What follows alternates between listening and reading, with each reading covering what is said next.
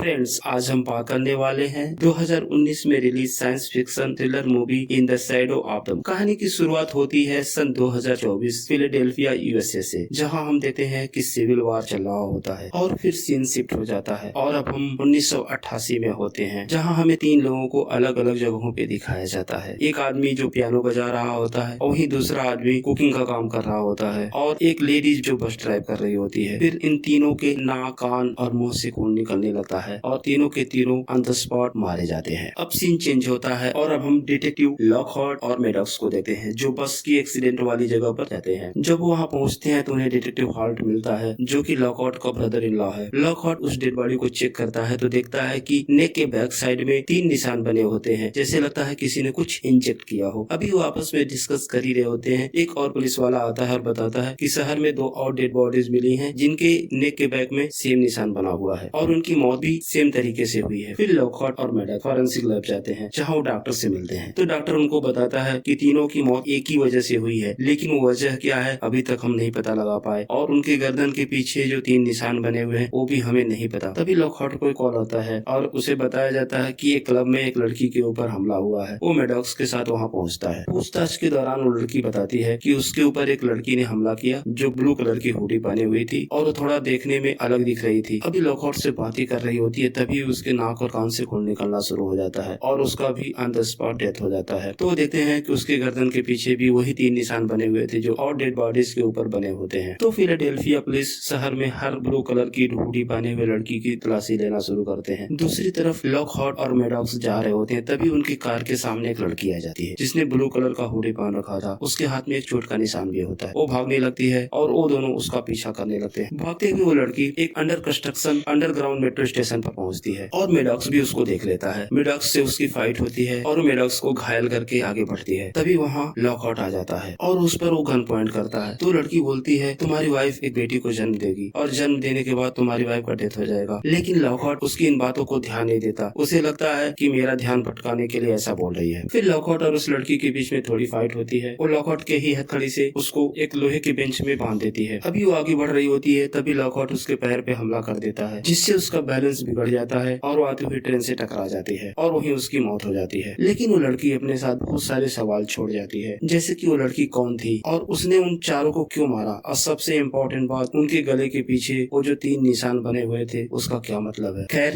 लड़की मारी जाती है और केस क्लोज हो जाता है। और वहीं दूसरी तरफ लॉकहार्ट हॉस्पिटल जाता है, जहाँ उसकी प्रेग्नेंट वाइफ हॉस्पिटल में एडमिट होती है। अभी वो हॉस्पिटल पहुँचता है, तभी वहाँ एक पुलिस ऑफिसर आ जाता है जो लॉकहार्ट से बोलता है कि मुझे तुमसे कुछ सवाल पूछने हैं। पहला, कि उस लड़की पे क्या तुमने गोली चलाई थी, क्योंकि उसके हाथ में एक गोली मिली है। तो लॉकहार्ट बोलता नहीं, मैंने उसे शूट नहीं किया था और अपनी गन दे देता है, चेक कर लो। और तभी वहाँ पे एक डॉक्टर आती है जो बोलती है कि तुम्हारी वाइफ के डिलीवरी में कुछ प्रॉब्लम्स हैं। फिर लॉकहार्ट अपनी वाइफ के पास जाता है, उससे बातें करता है, उसको हौसला देता, लेकिन चाइल्ड बर्थ के टाइम उसके वाइफ की मौत हो जाती है, लेकिन डॉक्टर उसकी बेटी को बचा लेते हैं। इसके बाद लॉकहार्ट को उस लड़की की बात याद आती है जिसने वो बताया था तुम्हारी वाइफ एक बेटी को जन्म देगी या जन्म देने के बाद उसकी मौत होगी। उसे बात समझ नहीं आती कि उसको कैसे पता, लेकिन अगेन सवाल बहुत सारे थे, जवाब कोई नहीं था। अब समय आगे बढ़ता है और सीन शिफ्ट हो जाता है और अब हम 1997 में होते हैं। 9 साल बाद आज वही दिन होता है जिस दिन वो लड़की 4 लोगों का मर्डर करके ट्रेन एक्सीडेंट में मारी गई थी। यहाँ टीवी पर एक न्यूज चलाई जाती है जिसमें दिखाया जाता है कि कुछ लोग उसके अगेंस्ट प्रोटेस्ट कर रहे होते हैं और बोलते हैं कि जिस पुलिस वाले ने उस लड़की को मारा उसका प्रमोशन कर दिया गया, जो कि गलत है। पुलिस के पास उसके खिलाफ कोई सबूत नहीं थे, लेकिन फिर भी उसे गोली मार दी गई। और वहीं दूसरी तरफ लॉकहार्ट अपनी बेटी के साथ अपनी वाइफ की कब्र पर जाता है। तभी उसे कॉल आता है और बताया जाता है कि मर्डर सेम उसी तरीके से हुआ जैसा आज से 9 साल पहले 1988 में हुआ था। फिर डिटेक्टिव लॉकहार्ट, मैडॉक्स और हॉल्ट उस क्राइम सीन पे जाते हैं। उन्हें सीसीटीवी फुटेज में एक नीले कलर के हुडी पहनी हुई लड़की दिखती है, जैसा कि 9 साल पहले उन्होंने देखा था। फिर उन्हें लगता है कि शायद कोई उन्हें गुमराह करने के लिए सेम पैटर्न को कॉपी कर रहा होगा। फिर लॉकहार्ट अपने ऑफिस जाता है और 9 साल पुराने उस केस के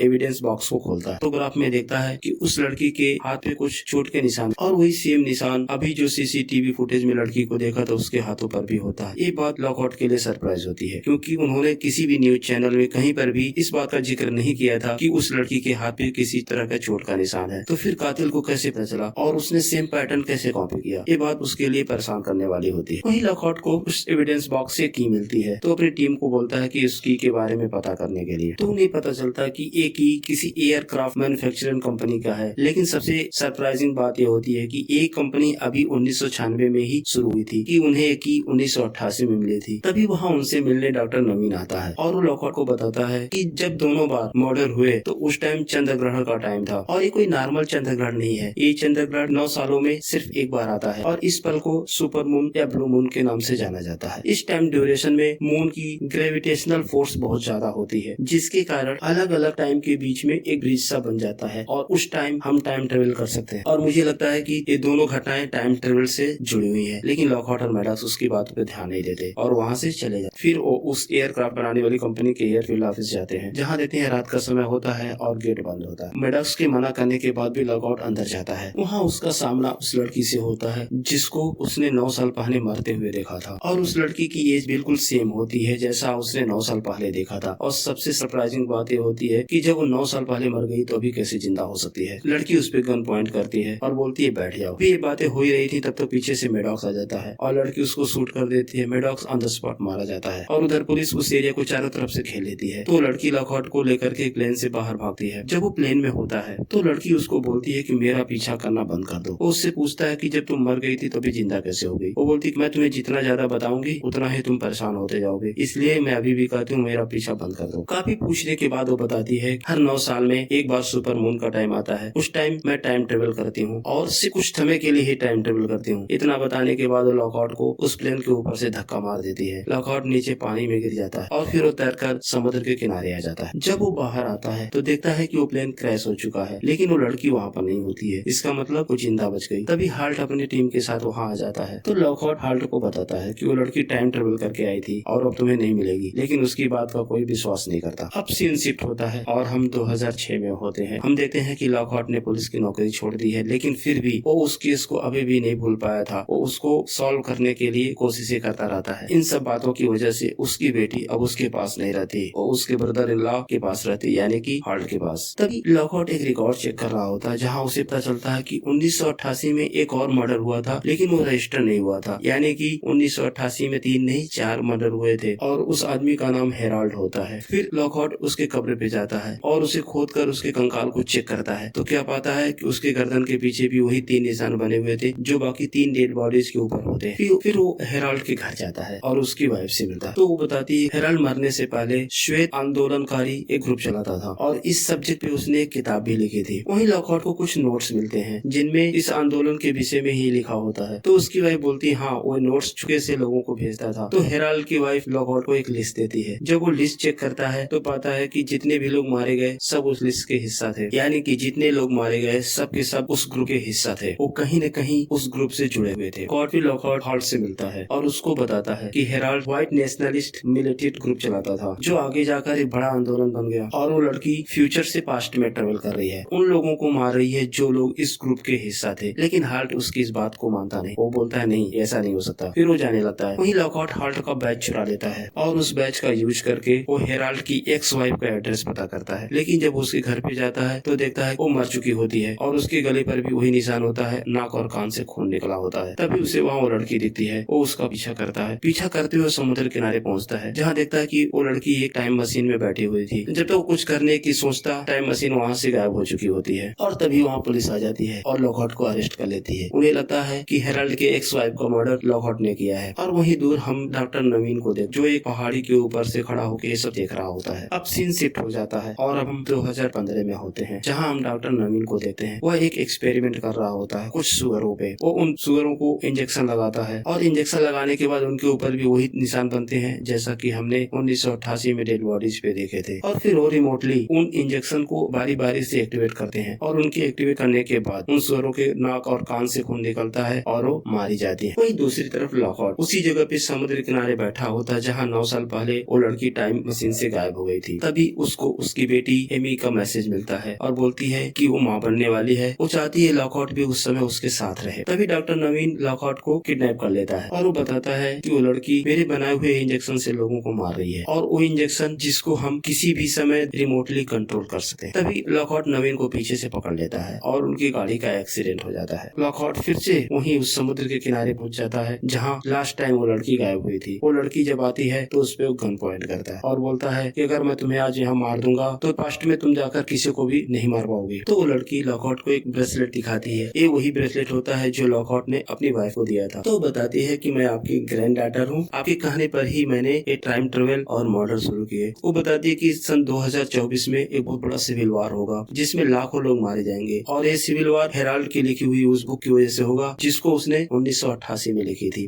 तो मैं नवीन की बनाई हुई ट्रेवल मशीन की हेल्प से हर 9 साल में सुपर मून वाले दिन ट्रेवल करके पास्ट में जाती हूँ और उस कड़ी से जुड़े हुए लोगों का मर्डर करती हूँ, जिसमें मैं नवीन का बनाया हुआ वो इंजेक्शन इस्तेमाल करती हूँ जिसको इंजेक्ट करने के बाद हम कभी भी रिमोटली एग्जीक्यूट कर सकते हैं। और वो ये भी बताती है कि 1988 में सबको मारने के बाद मेरी मौत हो जाएगी, जैसा कि आपने देखा था कि ट्रेन से टकराने से मेरी मौत हो गई थी। और वही वो गोली का राज बताती है, गोली आपने मुझ पर शूट किया था, वही गोली आपको मेरी बॉडी से 1988 मिलेगी। तो लॉकहार्ट उसको बोलता है कि तुम पास्ट में जाके उन चीजों को बदल दो। तो बोलती है नहीं, ये वन वे ट्रैक है और मैं कुछ भी चेंज नहीं कर सकती। ये सोचकर लॉकहार्ट बहुत दुखी हो जाता है कि उसकी वजह से ही उसकी ग्रैंड डॉटर मारी जाएगी। फिर वो हॉस्पिटल जाता है, अपनी ग्रैंड डॉटर को गोद में लेता है। फिर हम देखते हैं सन 2024 में सब कुछ नॉर्मल हो जाता है, कोई सिविल वार नहीं, कुछ भी नहीं, सब तरफ शांति होती है। इसका मतलब ये हुआ कि 1988 में जाकर रिया ने हेराल्ड और उन लोगों को मार दिया जिन्होंने इस ग्रुप की शुरुआत की थी और मूवी यहीं पर समाप्त हो जाती है। फ्रेंड्स, कमेंट सेक्शन में हमें जरूर बताएं आपको ये मूवी कैसी लगी। अगर और आप मेरे चैनल पर पहली बार आए हैं तो इसको सब्सक्राइब करें। धन्यवाद।